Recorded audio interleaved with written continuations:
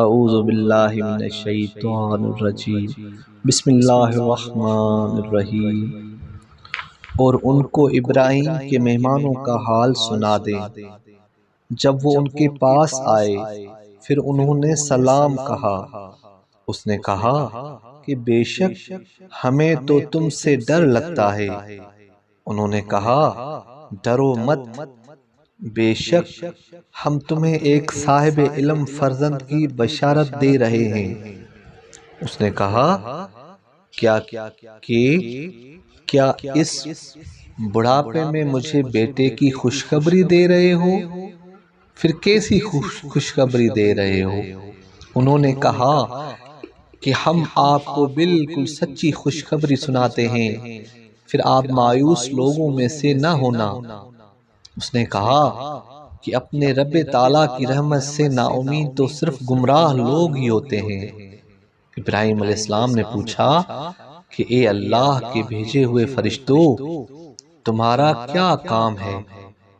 انہوں نے کہا کہ بے شک ہم مجرم قوم کی طرف بھیجے گئے ہیں، مگر آل لوط کے بے شک ہم ان سب کو ضرور بچا لیں گے، سوائے اس لوط کی بیوی کے، کہ ہم نے فیصلہ کر لیا ہے کہ وہ عذاب کے لیے پیچھے رہ جانے والوں میں سے ہے۔ پھر جب بھیجے ہوئے فرشتے آل لوط کے پاس پہنچے تو لوط علیہ السلام نے کہا بے شک تم لوگ انجان سے معلوم ہو رہے ہو۔ فرشتوں نے کہا کہ بلکہ ہم تیرے پاس وہ عذاب لائے ہیں جس میں یہ شک کر رہے ہیں، اور ہم تمہارے پاس حق لائے ہیں، اور ہم بالکل سچے ہیں۔ پھر اپنے خاندان سمیت رات کے کسی حصے میں چل دو، اور آپ ان کے پیچھے رہنا تاکہ کوئی پیچھے نہ رہے، اور تم میں سے کوئی ایک بھی پیچھے مڑ کر نہ دیکھے، اور جبریل علیہ السلام جہاں کا تمہیں حکم دے وہاں چلے جاؤ۔ اور ہم نے اسے فیصلے سے آگاہ کر دیا کہ صبح ہوتے ہی ان کفار کی جڑ کاٹ دی جائے گی۔ اور صدوم شہر والے خوشیاں مناتے ہوئے آئے۔ لوط علیہ السلام نے کہا کہ بے شک یہ لوگ میرے مہمان ہیں، پھر تم مجھے رسوا نہ کرو، اور اللہ تعالیٰ سے ڈرو اور مجھے خوار نہ کرو۔ وہ بولے کیا ہم نے تجھے دنیا بھر کی میزبانی سے منع نہیں کیا؟ لوط علیہ السلام نے کہا کہ اگر تمہیں کرنا ہی ہے تو یہ میری بچیاں تمہارے نکاح کے لیے موجود ہیں۔ اے محمد صلی اللہ علیہ وآلہ وسلم، تیرے عمر کی قسم، وہ تو اپنی بدمستی میں سرگرداں تھے۔ پس سورج نکلتے ہی ان کو جبریل علیہ السلام کی چنگھاڑ نے پکڑ لیا۔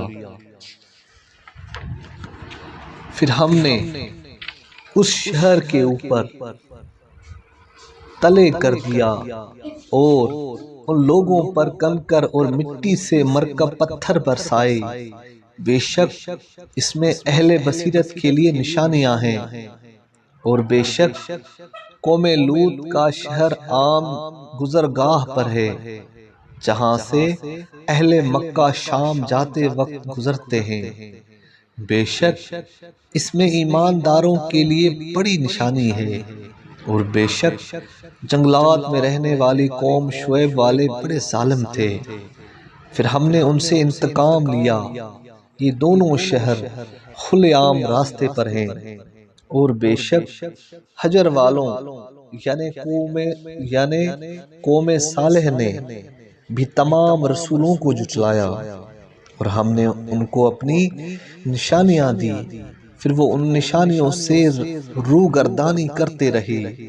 یہ لوگ بے خوف ہو کر پہاڑوں کو تراش کر گھر بناتے تھے، پھر ان کو صبح کے وقت عذاب کی چنگاڑ نے پکڑا، پھر ان کو ان کی کمائی ہوئی اموال و انعام نہ بچا سکے۔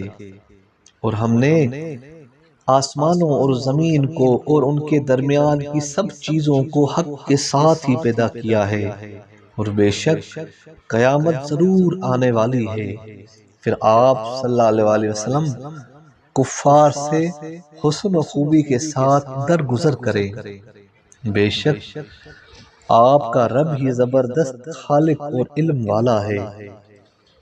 بے شک ہم نے آپ کو اے محمد صلی اللہ علیہ وآلہ وسلم 7 آیات جو ہر رکعت میں دہرائی جاتی ہیں یعنی سورہ فاتحہ اور عظیم قرآن عطا کیا ہے۔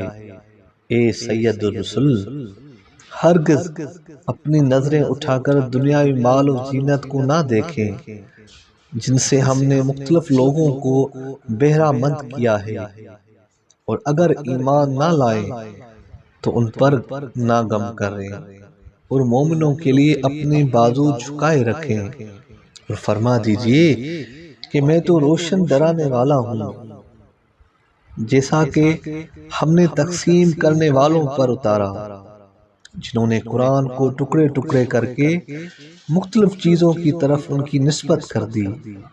پھر آپ کی رب کی قسم ہم ان سب سے ضرور باز پرس کریں گے کہ وہ پیغمبر اور قرآن کے ساتھ کیا کرتے تھے۔ پھر آپ کو جو حکم دیا جا رہا ہے برم اللہ سنا دیجئے اور مشرکین سے منہ پھیر لیجئے۔ بے شک نماز پنجگانہ میں مسکری کرنے والوں کے مقابلے میں آپ کے لیے ہم ہی کافی ہیں۔ جو اللہ کے ساتھ دوسرے معبود مقرر کرتے ہیں پھر ان کو عنقریب معلوم ہو جائے گا، اور بے شک ہم جانتے ہیں کہ کفار جو کچھ کہتے ہیں ان سے آپ کا سینہ تنگ ہوتا ہے۔ پھر اپنے رب کی حمد کے ساتھ اس کی تسبیح بیان کریں اور سجدہ کرنے والوں میں سے ہو جائیں، اور اپنے رب کی عبادت کرتے رہیں یہاں تک کہ آپ کو موت آ جائے۔ یا اللہ خیر پر خاتمہ فرما۔ صدق اللہ العلی العظیم۔